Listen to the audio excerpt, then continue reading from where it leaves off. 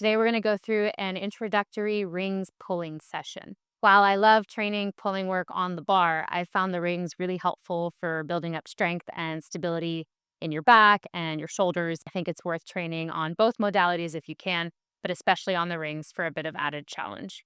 These drills will help build up your pulling strength. So if you are working on your first spring pull up, this is for you. Even if you don't have it yet, these drills will help you build up towards that. And eventually, if you want to work towards the ring muscle up, this will help you have a really nice foundation for that as well.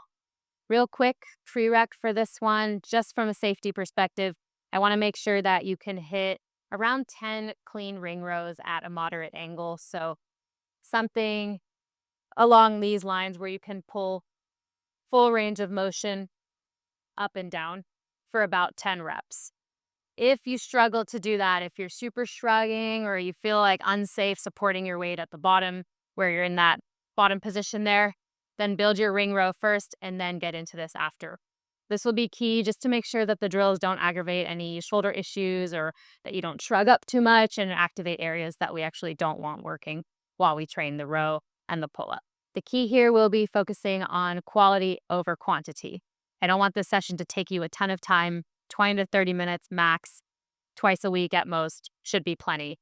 You'll build up your ring strength that way, get super strong, and be ready for the pull-up and eventually the muscle up. Before starting with the rings drills, make sure that you prep your wrists and your shoulders ahead of time.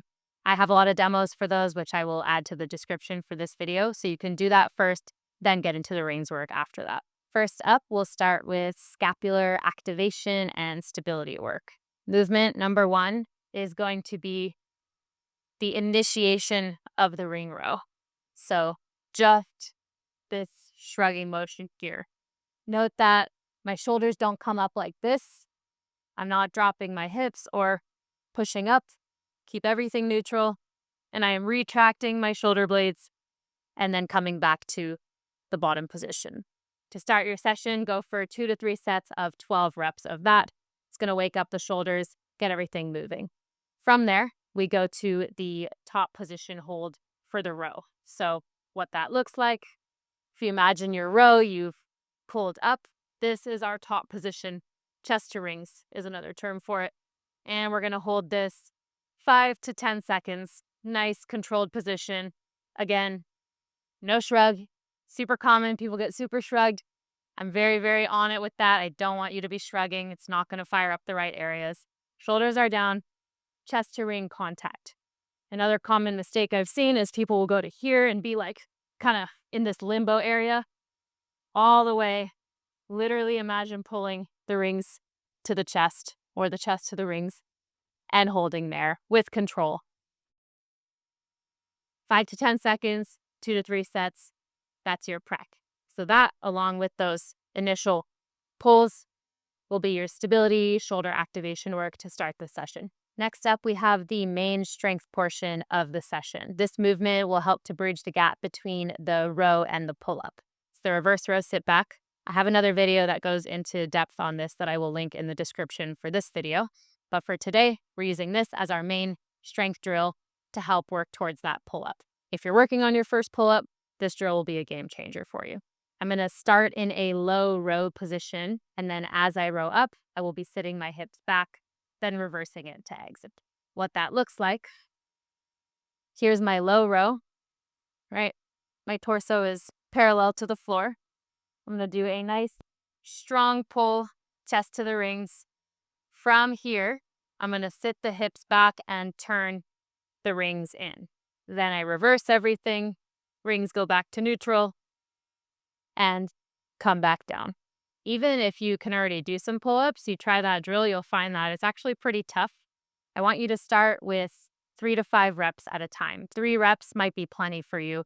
You may even need to break that up to get really good, clean technique on every rep. Again, very key point.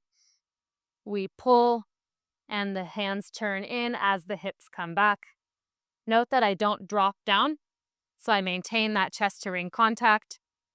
Reverse it, keep the chest to ring contact, and exit. Go with 3 to 5 reps. You can add a little bit every week as you feel stronger. I would recommend starting with 3 sets in your first week, and then you can simply progress throughout your training phase by adding a set every week. So week 2 can have 4 sets, week 3 can have 5 sets. You can build that up and then go from there. What I love about the reverse row sit back is that it really bridges the gap between the row and the pull up. So as you do that sit back motion where the hips come back and I'm holding here, I'm starting to take more of my body weight and support it with my back, with my shoulders. My whole body is having to work to stabilize. So just to reiterate this, as my hips sit back, it gets heavier. This is starting to get you into pull-up territory. And then you go back and exit with control. So if you're struggling to go from the row to the pull-up, this drill can be a game changer because it slowly has you load more weight into the upper body.